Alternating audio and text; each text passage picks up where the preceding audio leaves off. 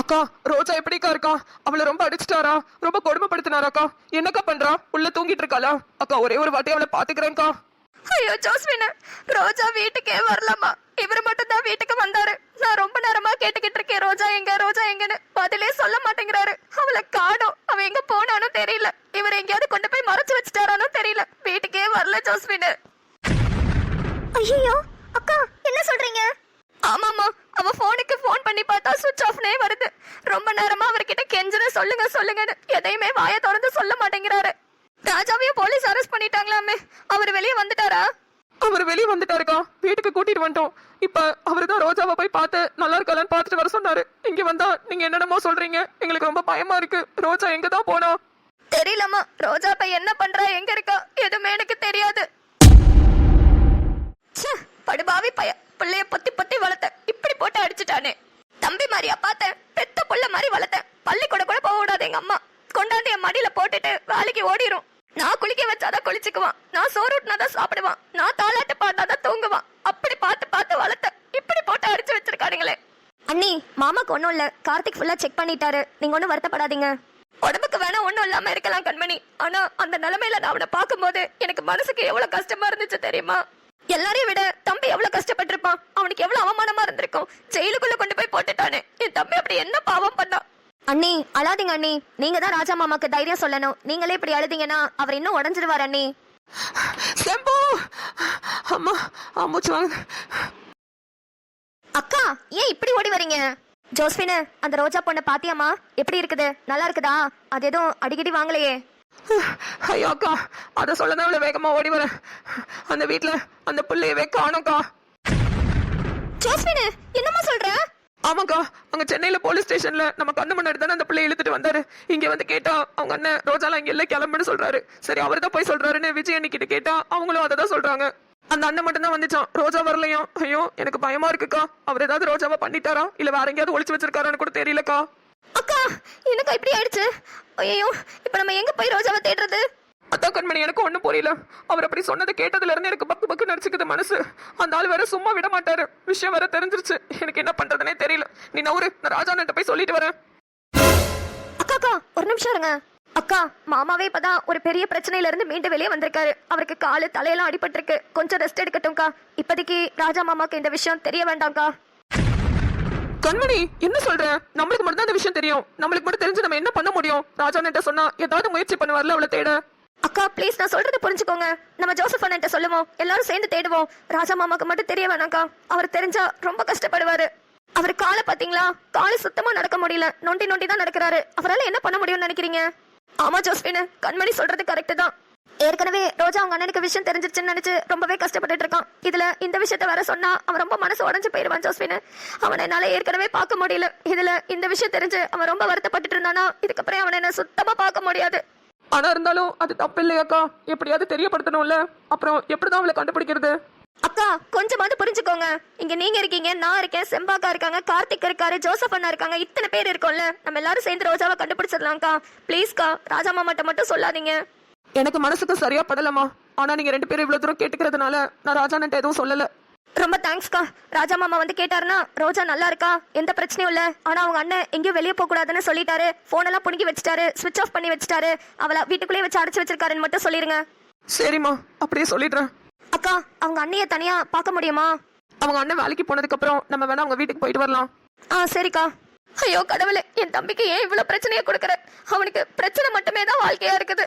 ஒரே ஒரு பிள்ளைய உண்மையா காதலிச்சு அந்த பிள்ளையே கல்யாணம் பண்ணணும்னு நினைச்சிட்டு இருந்தான். மத்த பசங்க மாதிரி விட்டுட்டு போறதோ, மூஞ்சில ஆசிட் ஊத்துறதோ இல்ல ஏமாத்திட்டு போறதோன்னு இருந்தான்.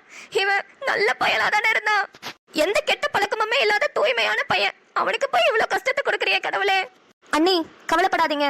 ரெண்டு பேர்கிட்டயுமே உண்மையான காதல் இருந்துச்சுன்னா கண்டிப்பா அவங்க வாழ்க்கையில ஒண்ணு சேருவாங்க.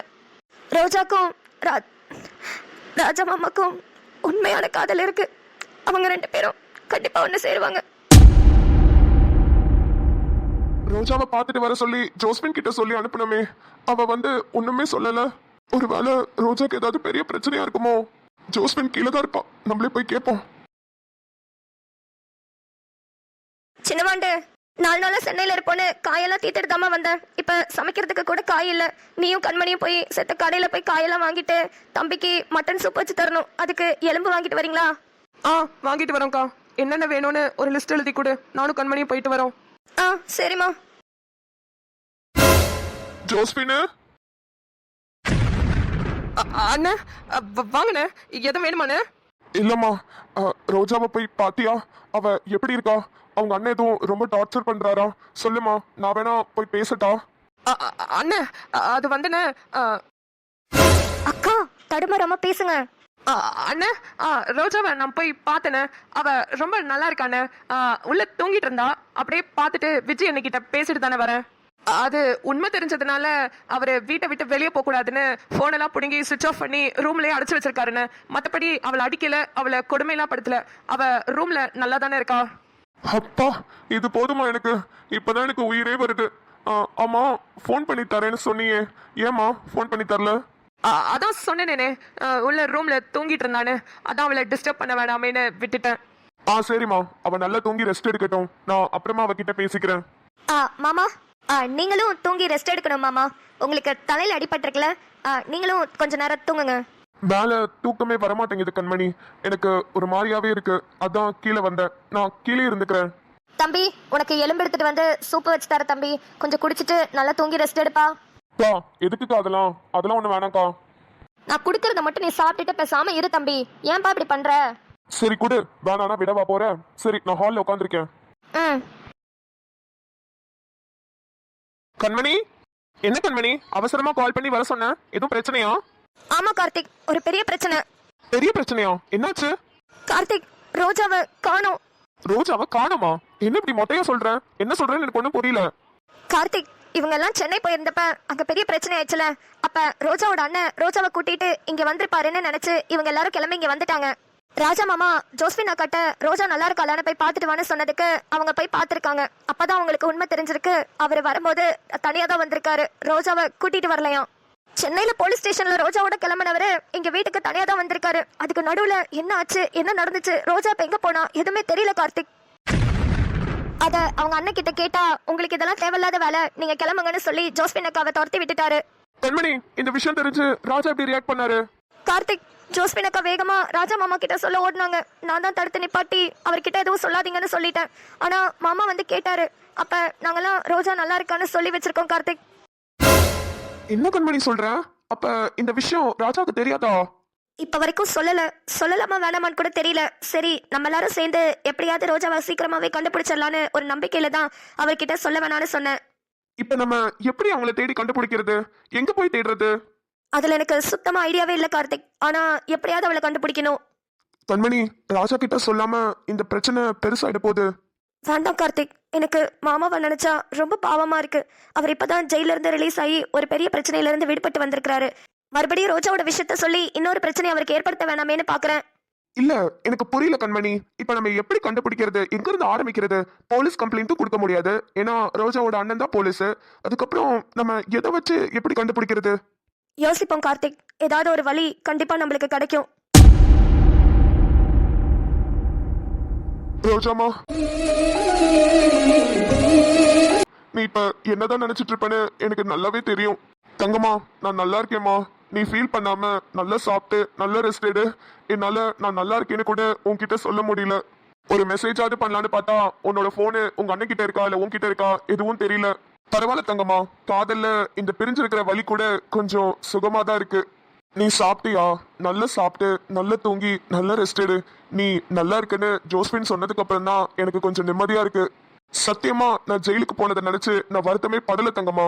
ஏன்னா நான் மட்டும் ஜெயிலுக்கு போகாம இருந்திருந்தா நீ என் மேல எவ்வளவு அன்பு வச்சிருக்கன்னு எனக்கு தெரியாம போயிருந்திருக்கோம் ரோஜாமா. ஏன்னா நான் உள்ள இருந்த அந்த நிமிஷங்கள் நீ அழுக இன்னமும் என் காதுல கேட்டுக்கிட்டே இருக்கு. அப்படி ஒரு அழுத. ஆனா என்ன ஒண்ணு, ரொம்பவே நீ துடிச்சிட்ட. அதான் என்னால தாங்கிக்கவே முடியல. நீ வேணா பாரு ரோஜாமா, உங்க அண்ணன் சீக்கிரமாவே நம்ம 2 பேரையும் புரிஞ்சுக்குவாரு. நம்ம 2 பேரையும் அவராவே சேர்த்து வைப்பாரு பாரு. ஐ லவ் யூ ரோஜாமா. நான் உன்னை ரொம்ப மிஸ் பண்றேன். அழுதால் கூட தீரா சுமையே காதல் தீய கருகும் இமையே காதல் காதல்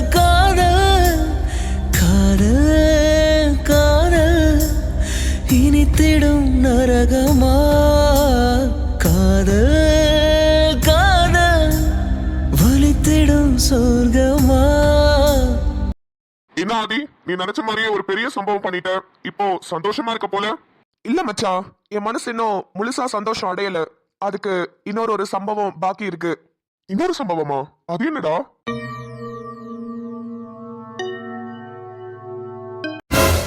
டேய் மச்சான், என்ன பேசுறேன்னு யோசிச்சுதான் பேசுறியா? இதனால எவ்வளவு விளைவுகள் வரும்னு உனக்கு தெரியுமா மச்சான்? அது ரொம்ப கஷ்டம் மச்சான். ஆல்ரெடி நீ சஸ்பெண்ட்ல வேற இருக்க, இதுல டீப்ரமோட் வேற இருக்க.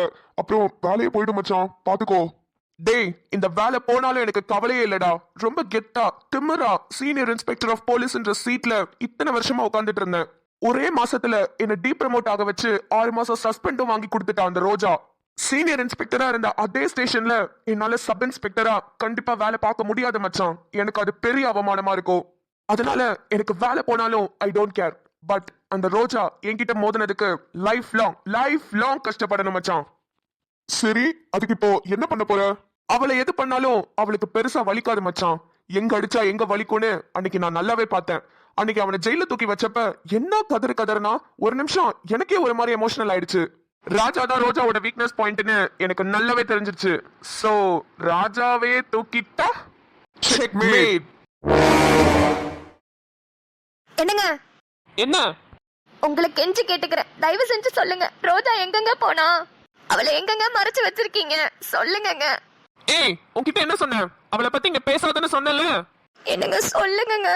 டேய் சிங்கதர, விஜய விடுறான். ரோஜாவை பெத்தவ நான் கேக்குறேன். ரோஜாவை எங்கடா வச்சிருக்க? சொல்லுடா. இங்க யாரு கேட்டாலும் சரி, எல்லாருக்குமே ஒரே பதில் தான். அவளை பத்தி இந்த வீட்ல இனிமே வாயை திறந்து பேசாதீங்க, அவ்வளவுதான் சொல்லிட்டேன். டேய், அவளை பத்தி பேசாதீங்கன்னா பெத்த வயிறு பத்திக்கிட்டு எரியுது. என்ன நடந்துச்சுன்னு சொல்லுடா. ஏங்க, நீங்க அவளை பத்தி எதுவுமே சொல்ல வேணாம். அட்லீஸ்ட் உயிரோட இருக்காளா இல்லையானாவது சொல்லுங்கங்க. எங்களுக்கு பயமா இருக்குங்க. அதெல்லாம் எனக்கு தெரியாது. தெரியாதா? என்னங்க சொல்றீங்க? என்னங்க, கோபத்துல அவளை ஏதாவது பண்ணிட்டீங்களா? என்னங்க உண்மையை சொல்லுங்கங்க. என்னங்க பயமா இருக்கு, சொல்லுங்க. I love you, Roja.